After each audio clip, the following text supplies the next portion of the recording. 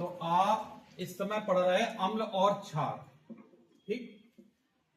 क्या कहते हैं? एसिड और बेस।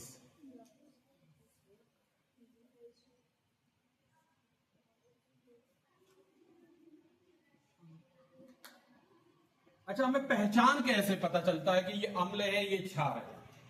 ठीक, सबसे पहले अम्ल हमारे घर में भी है, क्षार भी हमारे घर में भी है, ठीक। तो प्रमुखता क्या हो जाता है कि हम छू के पता नहीं कर सकते, तो हम चख के पता करेंगे। कैसे पता करेंगे? उसको चेक करेंगे। घर में ऐसी चीजें हैं आपकी कि जो हमारी खट्टी है, तो वो हमारे क्या कहलाते हैं? अम्ल कहलाते हैं। जो हमारे कैसे हो? खट्टे हो। और क्षार क्या होते हैं? जो थोड़ा सा चिकना तरीके से हो। कैसा हो? चिकना हो, या इसी को क्या कहते हैं कि जैसे हमारा वो कसेला टाइप का लगे। कैसा? कसेला टाइप का, मतलब कसेला जैसा लगे, उसका स्वाद होता है। ये चख के पता करते हैं। एक तो तरीका ये हो गया, ठीक। दूसरा, आपके जो अम्ल होते हैं, ये अम्ल आपके बड़े खतरनाक भी होते हैं। कुछ अम्ल ऐसे होते हैं जिसको आप छू नहीं सकते, चख नहीं सकते। जैसे आपने नाम सुना होगा, तेजाब का नाम सुना है? तेजाब को छू भी नहीं सकते और चख भी नहीं सकते। तो इस प्रकार के जो अम्ल होते हैं, वो हमारे अम्ल होते हैं प्रबल अम्ल। कैसे अम्ल? प्रबल अम्ल। और एक होते हैं दुर्बल अम्ल। कैसे अम्ल? दुर्बल अम्ल। प्रबल का मतलब बहुत शक्तिशाली। प्रबल अम्ल में अगर कोई पूछे कि प्रबल अम्ल में ऐसा क्या होता है कि वो प्रबल है, उसमें पानी की मात्रा, जल की मात्रा कम होती है। और दुर्बल में पानी की मात्रा, जल की मात्रा अधिक होती है, ठीक। क्या हम प्रबल अम्ल को दुर्बल में बदल सकते हैं? हाँ, बदल सकते हैं। जैसे आपके घर में तेजाब है, अगर लेटरिन साफ करने वाली, उसमें पानी पानी पानी पानी पानी पानी पानी पानी ज्यादा जल डाल देंगे, तो फिर चाहे आप हाथ डालो, चाहे उसको चख लो, कोई फर्क नहीं पड़ेगा, क्योंकि वो कैसा हो जाता है? दुर्बल। तो कुछ प्रबल अम्ल हैं। एक है हमारा HCl, सबसे खतरनाक हाइड्रोक्लोरिक अम्ल। एक है हमारा H2SO4, इसे गंधक का अम्ल कहते हैं। हाइड्रो या हाइड्रोजन सल्फ्यूरिक अम्ल भी कहलाता है। कैसा होता है?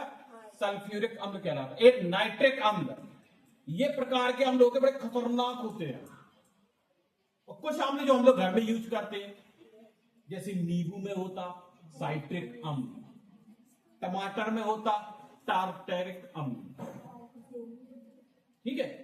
और आपके जैसे दूध, दही, टार्टरिक अम्ल हो गया।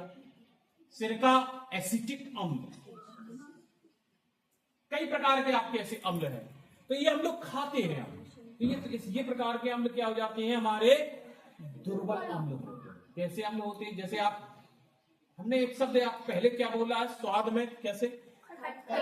तो खट्टे, खट्टी चीज आप खाते हो। क्या क्या खाते हो? इमली खाते हो, नींबू खाते हो, हैं? कई संतरा खाते हो, सिरका भी खाते हैं, अमिया भी, आम भी खाते हैं। तो जो खट्टे होते हैं, लेकिन वो अम्ल ऐसे हैं, वो कैसे? दुर्बल हैं, घातक नहीं है आपके लिए। तो इस प्रकार के अम्ल क्या हो जाते हैं? हमारे दुर्बल, जो हम अपने यूज कर सकते हैं, खा सकते हैं, चख सकते हैं। लेकिन कुछ अम्ल ऐसे हैं जिसको हम चख नहीं सकते। ये तो अम्ल की बात हो गई है। अब हमारा दूसरा नंबर आता है क्षार का, बेस का। इसका नंबर आता है बेस का। बेस का मतलब हो गया आपका, आप घर में चिकनापन कौन सी चीजें आपकी? तेल में भी है, बिल्कुल सही है, और घी में भी है, और डालडा में भी है, और रिफाइंड में भी है। और ये सब चीजें तुम बता रहे हो, ये मतलब बसा है, ये सब ऑयली है ये सब। और कोई ऐसी चीज? अच्छा ये बताओ, तेल को चखते हैं तो तेल जैसा स्वाद लगता है। शैम्पू को चखा कभी? कैसा लगता? ऐसा लगता कसेला। इसका स्वाद ही समझ में नहीं आता। चक्के देखिए वाले शैम्पू है या निरमा है, चखो तो ले लेने, साबुन है, इसको चखो ना पता चलेगा। तो कैसा आएगा आपका? कसैलापन आएगा। कैसा आएगा? कसैलापन। एक और बात होती है इसमें, अगर इसमें ज्यादा से ज्यादा पानी मिल जाए, क्या मिल जाए? पानी, जल मिल जाए, तो यही बेस को हम क्या लिखा है इसमें? क्षार। तो उसको कहते हैं क्षारक। क्या बोलते हैं? क्षारक। या इसी को कहते हैं भस्म। क्या कहते हैं? तो ये भस्म भी हो जाए, मतलब ये हमारे क्षारक कहलाते हैं, जो कसैलापन हो उनमें। लेकिन जिसमें मात्रा, जैसे ज्यादा से ज्यादा पानी मिला दो, निरमा में बहुत ज्यादा पानी मिला दो, बहुत ज्यादा पानी मिला दो, बहुत ज्यादा पानी मिला दो, तो उसका कसैलापन थोड़ा सा कम हो जाएगा। आप कपड़े धोते हैं तो कसैलेपन को निकालने के लिए, उसका फैन निकालने के लिए कितनी बार पानी में उसको डुबो डुबो के उसका कसैलापन खत्म करते, क्षारीय खत्म करते। क्षार एक ऐसी चीज है जो आपके शरीर की गंदगी को साफ करता है। बाहर वाली, अंदर वाली ये खतरनाक। पी के देखो दारू, सब अंदर का मटेरियल बाहर। कुछ लोग करते होंगे, है ना, ये घातक है। और अगर वो तेजाब पी ले तो क्या होगा? खत्म हो जाएंगे, भस्म हो जाएंगे। कैसे हो जाएंगे? एक और चीज ध्यान से समझना मेरी बात, अगर हम खट्टी चीजों को और कसैली चीजों को दोनों को मिलाता है तो कैसा स्वाद आएगा? स्वाद ही पता नहीं चलेगा, न खट्टा का आएगा न कसैला का आएगा। तो इस प्रकार की क्रिया को क्या कहते हैं? उदासीनीकरण। उदासीन हो जाती है। कैसी हो जाती है? उदासीन हो जाती। अगर कोई पूछे उदासीन क्रिया क्या कहलाती, उदासीनीकरण क्या कहलाती, ऐसे अम्लीय विलयन और क्षारीय विलयन, विलयन मतलब ये मिलाने वाले, पानी की तरह कर लेते, दोनों विलयन जब मिल जाते हैं तो उनकी क्रिया उदासीन हो जाती है। मतलब उनका हमें समझ में नहीं आता है कि खट्टा है कि कसैला है, कुछ हिसाब किताब समझ में नहीं आता। तो इस प्रकार की क्रिया को हम क्या कहते हैं? उदासीनीकरण। अब जैसे कुछ क्षारों के नाम, क्षार के नाम क्या है? NaOH, ठीक है। फिर इसके बाद आपके देखो जैसे चूने का पानी तो CaOH का ट्वाइस, KOH, OH शब्द लगा है, क्षारीय मात्रा है इसमें। देखो सब में OH लगा, तो ये क्या है? Sodium hydroxide, calcium hydroxide, potassium hydroxide. इधर क्या है? ये HCl। अगर इसकी क्रिया इससे करा दो तो क्या हो जाएगा? उदासीन हो जाएगा, उदासीनीकरण हो जाएगा।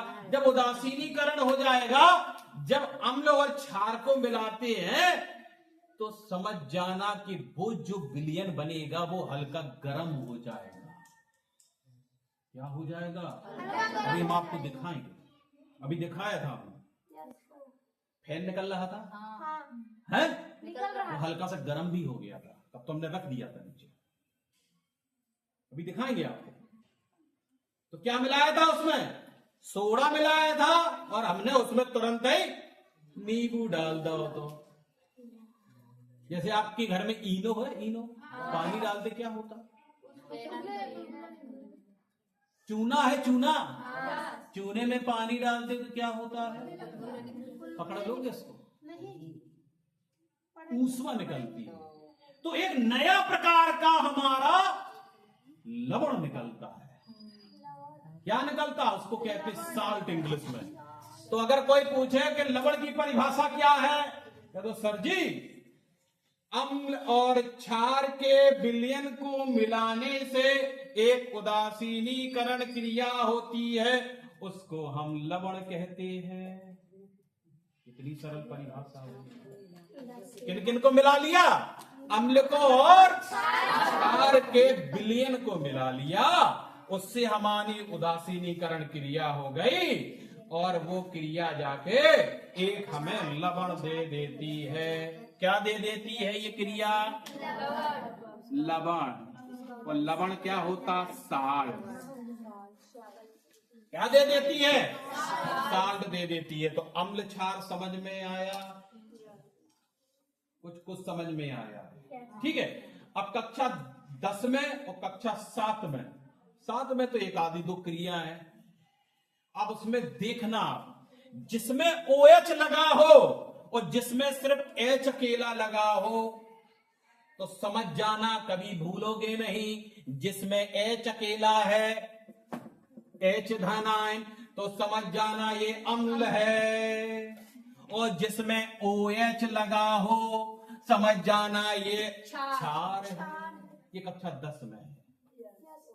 जिसमें OH लगा, OH लगा, OH लगा, H लगा, H लगा, ये हमारे सब अम्ल हैं। और वो हमारे जब अम्ल क्षार मिल जाते तो लवण बन जाता, साल्ट बन जाता, कोई नया तत्व बनेगा। जैसे एक क्रिया हम करके देखते, पहले थोड़ा ये उतार लो, इससे तुम्हारे दिमाग में रहेगा कि ये अम्ल है और ये हमारा क्षार है। अभी और हम क्रिया आगे बताने वाले हैं, वो क्रिया से और फिर इसके बाद प्रयोग करेंगे।